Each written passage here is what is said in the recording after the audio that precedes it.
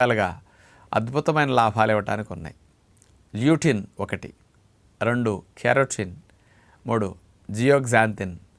ఈ 3 ప్రధానంగా మన శరీరములో ఫ్రీ రాడికల్ని నాశనం చేయటానికి, వాటిని తొలగించడానికి అద్భుతంగా ఉపయోగపడతాయట.